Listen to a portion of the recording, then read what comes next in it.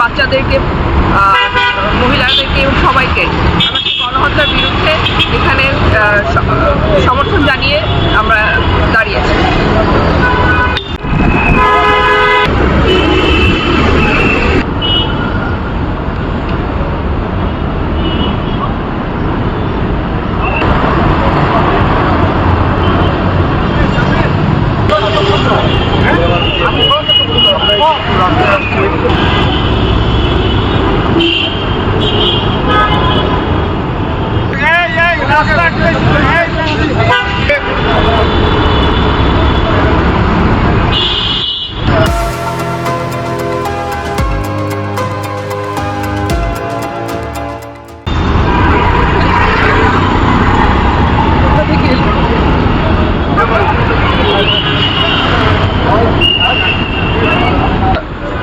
দেশ যেখানে কালকের ভিতরে প্রায় একটা জনপদ নিশ্চিহ্ন হয়ে যাচ্ছে, আমরা কেউ আর কি ওখানে কোনো প্রকার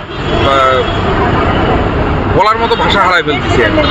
যেখানে বাচ্চা মানুষরা হচ্ছে আকাশে উড়ে বোমের আঘাতে, সেখানে আমরা মানে একটা ওদের খাবার যেগুলো পাঠাচ্ছে, মানে যেগুলো আর কি পেপসি সেভরাম, এগুলো আমরা বয়কট করতে পারতেছি না, কেএফসি বয়কট করতে পারতেছি না।